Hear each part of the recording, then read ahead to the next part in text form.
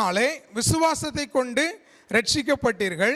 இது உங்களால் உண்டானதல்ல, இது தேவனுடைய ஈவு. ஒருவரும் பெருமை பாராட்டாதபடிக்கு இது கிரியைகளினால் உண்டானதல்ல. அப்போ ஆண்டவர் நமக்கு தந்த முதலாவது விலையேற பெற்ற ஒரு நன்மை என்னவென்று சொன்னால், கிருபையினால இலவசமாக நமக்கு தந்த ரட்சிப்பு. எத்தனை பேர் அல்லேலூயா சொல்றீங்க? அல்லேலூயா. அப்போ அப்படிப்பட்ட ரட்சிப்பை ஆண்டவர் நமக்கு என்ன பண்ணியிருக்கிறார்?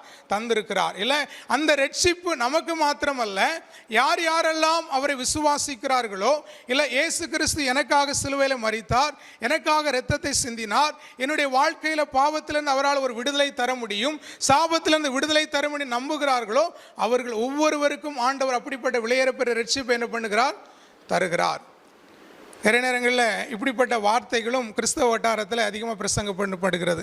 ஆண்டவர் என்ன பண்ணிட்டாராம்?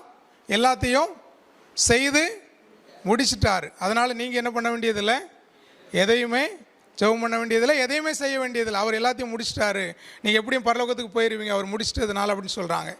சரி, ஒரு காரியம்.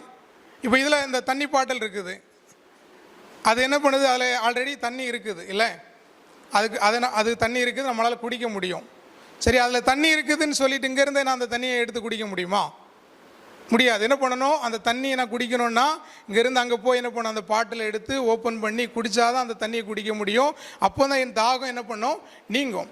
அப்போது ஆண்டவராக இருக்கிற இயேசு கிறிஸ்து அவர் சிலுவையில் செய்து முடித்தது உண்மைதான். ஆனால் அதை விசுவாசித்து, இயேசு எனக்காக சிலுவையில் செய்து முடித்து விட்டார், என்னுடைய பாவத்திலிருந்து விடுதலை தரக்கூடிய பரிகாரத்தை செய்து முடித்து விட்டார், சாபத்திலிருந்து விடுதலை தரக்கூடிய பரிகாரத்தை முடித்து விட்டார் என்று சொல்லி அதை விசுவாசித்து அதை ஏற்றுக்கொள்ளும் போது தான் என்ன உண்டாகிறது என்று சொன்னால் ரட்சிப்பு உண்டாகிறது.